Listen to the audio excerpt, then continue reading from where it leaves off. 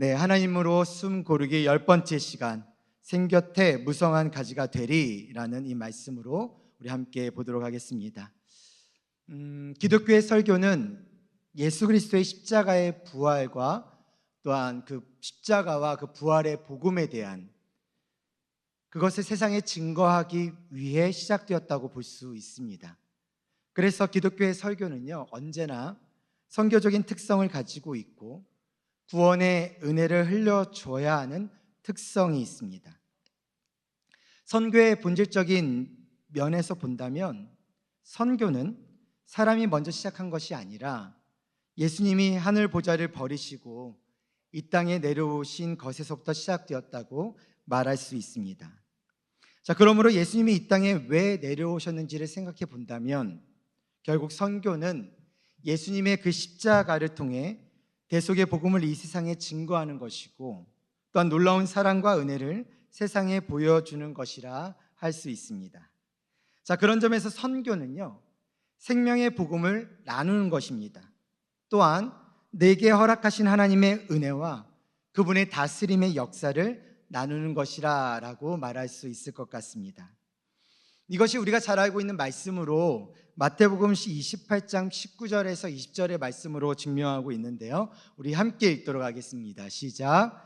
예수께서 나와 말씀하여 이르시되 하늘과 땅의 모든 권세를 내게 주셨으니 그러므로 너희는 가서 모든 민족을 제자로 삼아 아버지와 아들과 성령의 이름으로 세례를 베풀고 내가 너희에게 분부한 모든 것을 가르쳐 지키게 하라.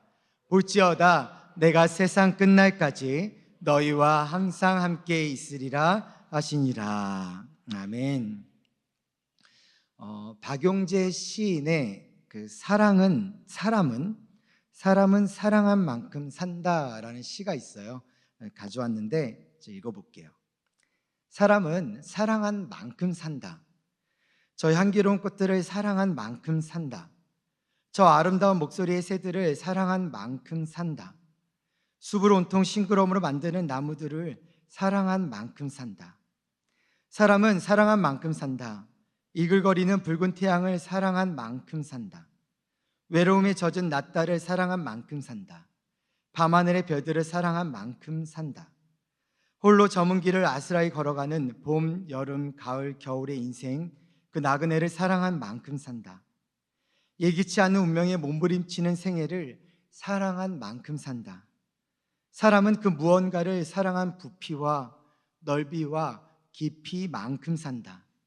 그만큼이 인생이다 라고 시인은 이야기하고 있습니다. 이 시에서 말하는 시인의 고백처럼 우리는 사랑한 만큼 하나님의 사랑을 드러낼 수 있습니다. 선교적 교회는 은혜에 대한 감격으로 시작해서 사랑하는 하는 만큼 감당할 수 있는 것이 선교적 교회입니다.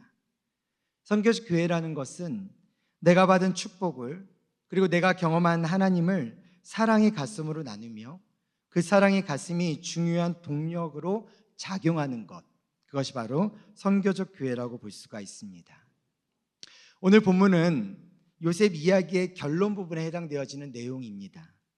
창세기 49장은요, 죽음을 앞둔 야곱이 12아들을 축복하는 내용을 담고 있는데 이것은 12지파 이스라엘에 대한 예언이기도 합니다. 우리가 익히 알고 있듯 요셉의 이야기는 참 모순된 인생이라고 볼 수 있을 것 같습니다.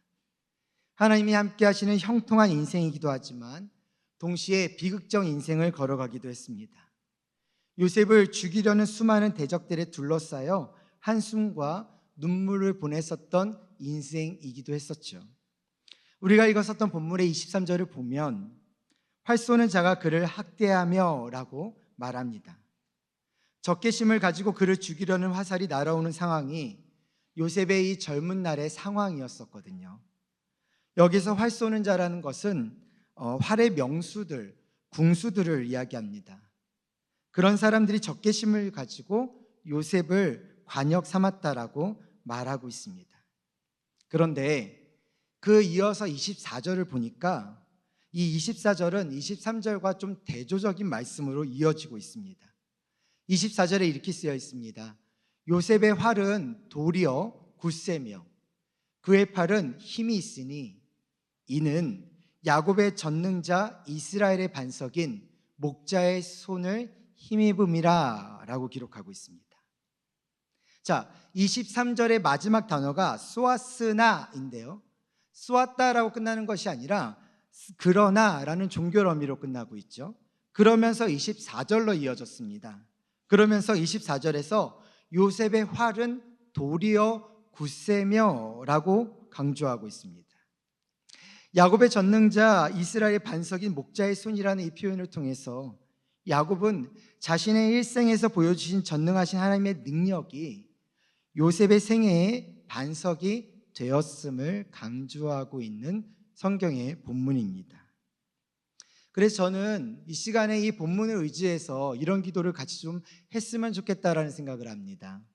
주님, 우리 가족 우리 서연이가 세상의 악한 힘에 둘러싸여도 이스라엘의 반석인 목자의 손을 힘입어 이겨내게 하여 주시옵소서. 우리 기도의 그 제목이, 우리의 기도 제목, 우리의 자녀들을 향한, 또 우리의 남편과 우리의 아내들, 우리의 가족들을 향한, 우리의 영가족들을 향한 그러한 기도 제목이 되어졌으면 좋겠습니다. 그렇게 하나님의 은혜로 인해서 축복이 요셉의 머리에 이제 임하게 되는데요, 25절 하반절에 보면 이렇게 쓰여 있습니다. 위로 하늘의 복과 아래로 깊은 샘의 복과 젖먹이는 복과 태의 복이라고 표현하는데, 이 모든 것을 사실 통틀어서 각각의 내용들을 이야기하고 있지만 풍요로움을 의미하고 있습니다. 그런데 이 복이 26절에서 보면은 내 아버지의 축복이 내 선조의 축복보다 나아서라고 야곱이 말하고 있다는 거예요. 누구의 복을 말하는 걸까요? 아브라함과 이삭에게 주셨던 그 복보다 낫다라고 말하고 있습니다. 왜냐하면 복은 하나님에게서 오는 것이기 때문에 그렇습니다. 우리가 복이라는 것을 생각을 할 때 그 사람이 받은 복에 대해서 우리는 하나님을 부러워합니까? 그 사람을 부러워합니까? 그 사람의 형통함에 대해서 우리는 그 형통하게 살아가고 있는 그 사람과 함께하고 있는 하나님을 부러워하고 있습니까? 아니면 우리는 그 사람의 형통함을 부러워하고 있습니까? 야곱은 요셉에게 축복하면서 내가 너에게 축복하는 이 축복은 나의 아버지들 아브라함과 이삭이 하나님 앞에서 받았던 그 복보다 더한 복이라고 이야기합니다. 왜요? 그 복이나 내가 인간의 아버지로서 너에게 주는 복이나 다 복의 중심에 누가 있기 때문에? 하나님이 있기 때문에 그렇습니다. 하나님이 주시는 복입니다. 우리가 그것을 기억한다면 우리가 타인을 바라볼 시선이 필요 없고, 타인을 바라보며 부러워할 이유도 없으며 비교할 이유도 없고 내 스스로에 대해서 자책할 이유도 전혀가 없다라는 것입니다. 그냥 지금 이 순간이 나에게 있어서 복이 될 수 있다라는 겁니다. 결핍이 있습니까? 그 결핍을 구하는 것은 그들이 갖지 못하는 것을 구하는 겁니다. 내가 갖지 못하는 것이 상대방하고 비교했을 때 단순히 어떻게 보면은 그냥 수준 낮은 것으로 아니면 뒤처진 것으로 보일 수 있지만 하나님이 보시기엔 그렇지 않다라는 것입니다. 내 옆에 사람이 구할 수 없는 것을 내가 구할 수 있는 것, 나의 상황과 환경을 하나님 앞에 내어놓고 내가 구하며 나아갈 수 있는 것. 지금 야곱은 요셉의 삶을 바라보며 그러한 삶이 하나님께서 그 인생과 삶을 책임져 주셨구나라는 것을 보고 다시 한번 축복하고 있다라는 겁니다. 형통의 삶이라고 봐왔던, 끊임없이 그 삶에서 뭔가 잘 나갈 것이라고 생각했었던 그 인생이 한순간에 나락으로 떨어지며 종의 몸으로 팔려가고 모함을 당해서 감옥에 바쳐가는 그 모든 시간들 속에서 목숨의 위협과 상황과 환경들의 위협이 분명히 있었지만 하나님이 함께 하심으로 인해서 그 인생 자체가 복이라고 우리가 말할 수 있는 것처럼 우리의 지금의 삶이 어떠함에도 불구하고 하나님은 우리의 삶을 통해서 하나님이 함께 하신다라는 것을 증명함으로 말미암아 우리의 삶이 복된 인생, 복된 삶이라는 것을 가르쳐주고 있다라는 것입니다. 그래서 이 복은요, 다시 우리가 읽었었던 본문의 22절로 돌아가서 뭐라고 표현하고 있냐면 샘 곁에 무성한 가지와 연결하고 있습니다. 자, 뜨거운 광야 지역에서 샘이라는 것은 생명의 원천입니다. 사막 지역에서 오아시스 주변으로 생태계가 형성되기도 했고요, 문명들이 그 강가에서 태동되었던 것으로 봤을 때 이 물이라는 것, 샘이라는 것은 너무나 중요한 부분이었죠. 당시 그 지역에는 무성한 가지는 드문 것으로 봐도 되는 겁니다. 여기서 무성한 가지라고 표현하는 이것은 무엇이냐면 열매로 가득한 가지라는 것입니다. 샘의 곁에 무성한 가지는요, 주변 환경과 상관없이 보호받고 풍요로움을 누리게 된다는 것입니다. 무슨 말이냐면, 비록 보세요, 요셉의 인생이 고난 가운데 있었지만 결국에는 하나님의 은혜가 그 삶 가운데 입혀졌을 때 그 인생은 변화될 수밖에 없게 됐다는 겁니다. 그렇게 요셉이 받은 복의 모든 원천이 하나님을 계속 강조하고 있다는 것을 기억하고 이 본문을 볼 때 요셉의 생애는 하나님이 주신 복으로 세워졌던 샘 곁에 무성한 가지와 같은 인생이었다라는 것입니다. 자잘한 샘의 상황들, 풍요로움이 전혀 나지 않을 것 같은 그러한 상황들, 어쩌면 그냥 한국적인 말의 표현으로서는 개천에서 용이 안 날 것 같은 그런 상황들, 근데 하나님의 은혜가 있으면 개천에서 수만 마리의 용도 날 수 있는 것이 하나님의 은혜가 가지고 있는 힘이자 하나님의 능력이고 하나님께서 부어주시는 복이라는 것을 지금 이 야곱은 요셉에게 이야기하고 있다는 것입니다. 너의 지나왔던 삶의 모습이, 너의 지나왔던 삶의 고통이 비록 너의 형들로 인해서 그런 상황으로 처했다 할지라도 그것은 그 형들에 의한 업보나 그 형들에 의한 어떤 결과에서의 삶의 모습이 아니라 그 모든 것을 그럼에도 불구하고 하나님의 은혜로 덮어주시는 하나님의 복이 너의 삶 가운데 있다, 너 안에 풍요로움으로 나타나고 있다라는 것입니다. 어쩌면 저는 그런 생각을 해봤습니다. 요셉의 마음 가운데 형들을 용서할 수 있게 되어지는 것, 아버지가 이제 야곱인 아버지가 돌아가시고 형들과 대면하며 그들을 용서하고 그 삶을, 그 인생을 마무리하는 과정 속에서 그들이 가질 수 있는 것, 그것은 바로 요셉이 이 축복 속에서 깨달은 깨달음인 저는 더하여졌을 거라고 생각합니다. 하나님께서 주셨던 복의 인생이라면 내가 내 스스로 내가 처해져 있는 상황 속에 내 스스로 어려워하고 힘들어하고 고통스러워하는 것으로 끝나는 인생의 삶의 모습이 아니라 그 인생의 삶의 모습 속에서 여전히 함께 하시는 복된 하나님의 그 모습을, 여전히 그럼에도 불구하고 채워주신 하나님의 모습을, 뺏어간 것은 사람인데 채워주시는 것은 하나님인 것을 고백하고 하나님인 것을 경험할 수 있는 그러한 상황과 환경을 내가 경험할 수 있다는 것, 그것을 통하여 우리 주 예수 그리스도가 여전히 지금도 나와 함께하고 있다는 그 사실, 그것을 깨닫는 것이 복이라는 것을 믿으시기를 바란절히 소망합니다. 본래 요셉은 무성한 가지가 될 가능성이 조금 더 없었던 사람이었습니다. 그는 노예였고 또한 누명으로 죄인된 사람이었고 어쩌면 상황과 조건으로 무성한 가지가 될 수 없었죠. 그런데 하나님이 그의 인생을 활짝 열어주셨죠. 하나님의 그런 파격적인 은혜는요, 요셉의 신분이 죄인에서 총리로 바뀌게 된 것입니다. 우리도 우리의 인생을 돌아볼 때 어떻습니까? 무성한 가지가 될 수 있었던 사랑입니까? 아니면 지금 돌아보면 이것은 정말 하나님의 은혜밖에는 고백할 수밖에 없었던 인생이셨습니까? 요셉의 인생은 하나님이 함께 하시는 형통의 인생이라는 것을 보여주기 위한 것이 아닙니다. 형통하여 요셉이 총리가 된 것은요, 요셉이 총리가 되어 살아내야 했었던 인생의 반의 반도 안 되는 기간입니다. 요셉의 생애가 그러할 수밖에 없었던 이유는, 하나님께서 그렇게 그것을 우리에게 가르쳐 주시는 이유는 하나님의 놀라운 구원의 역사를 위해서 하나님의 사랑을 온 세상에 드러내시기 위해 요셉을 그렇게 쓰셨다라는 것입니다. 우리가 요셉을 생각할 때 형통이라는 단어도 있지만 사실 꿈이라는 단어도 있었던 것을 기억하실 겁니다.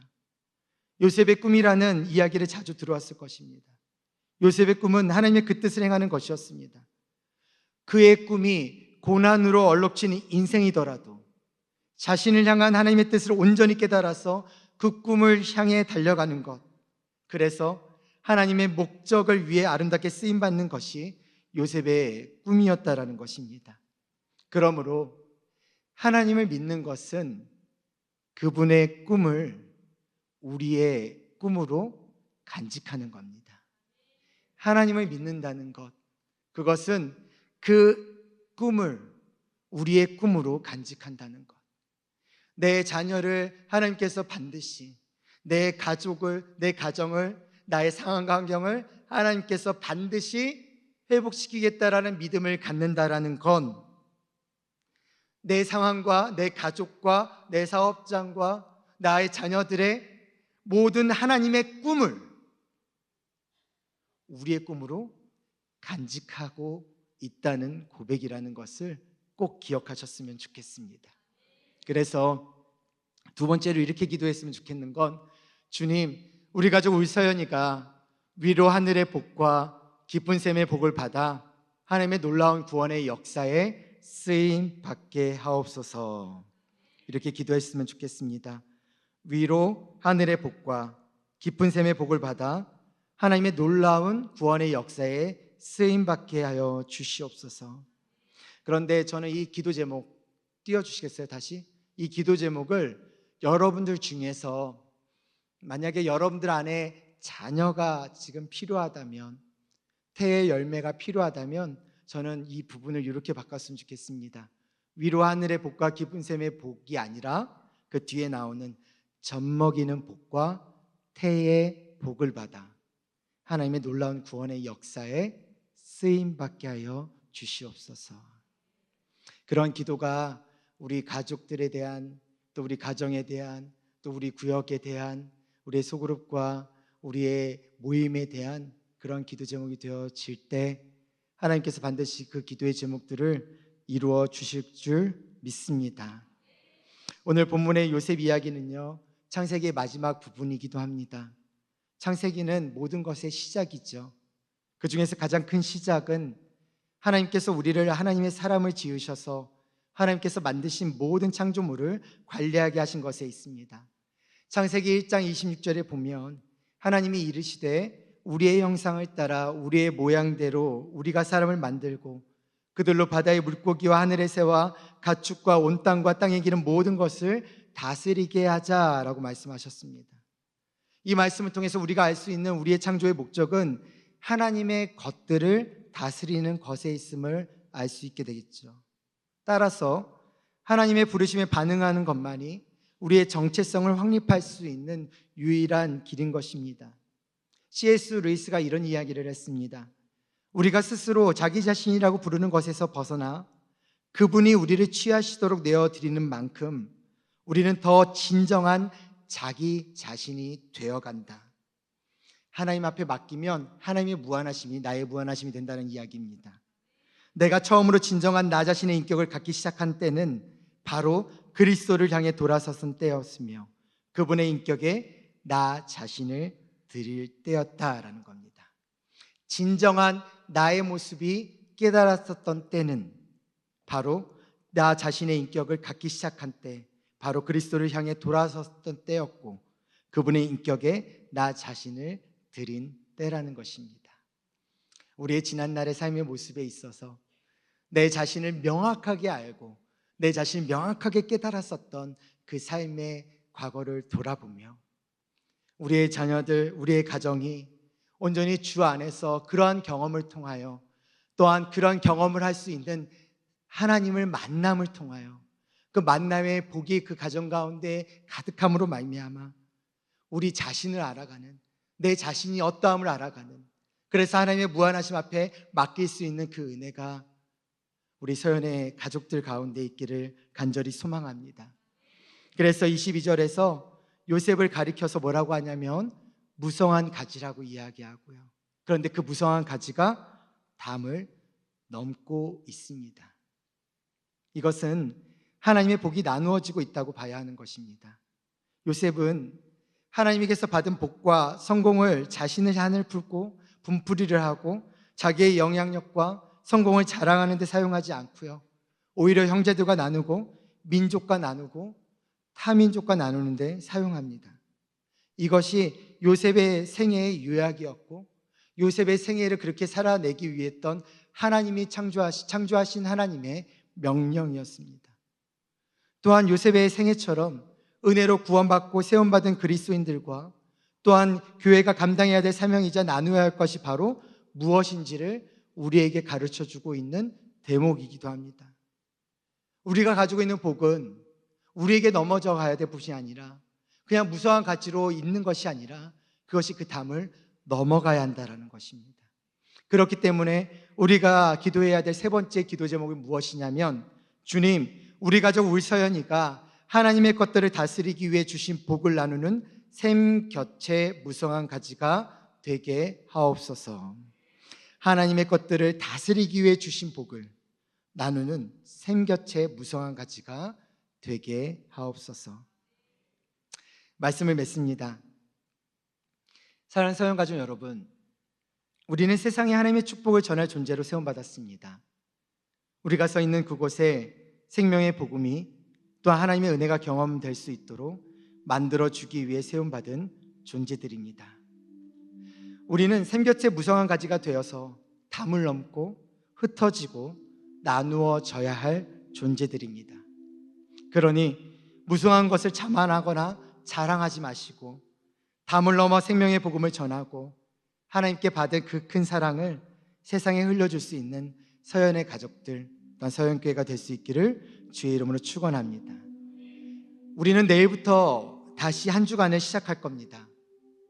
그 큰 사랑을 위하여 복음을 증거하는 삶을 살아가는 그런 서연의 가족들 되시기를, 그리고 그것을 다짐하시고 그 한순간 한 주간의 삶을 살아내시기를 주의 이름으로 축복합니다.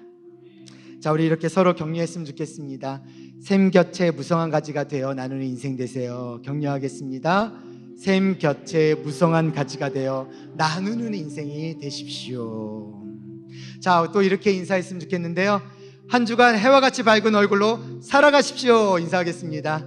한 주간 해와 같이 밝은 얼굴로 살아가세요. 네.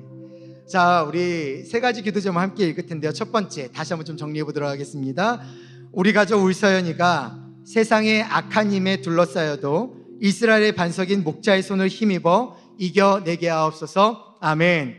주님, 우리 가족 울서연이가 위로 하늘의 복과 깊은 샘의 복을 받아 하나님의 놀라운 구원의 역사에 쓰임받게 하옵소서. 아멘. 세 번째, 주님, 우리 가족 울서연이가 하나님의 것들을 다스리기 위해 주신 복을 나누는 샘 곁에 무성한 가치가 되게 하옵소서. 아멘.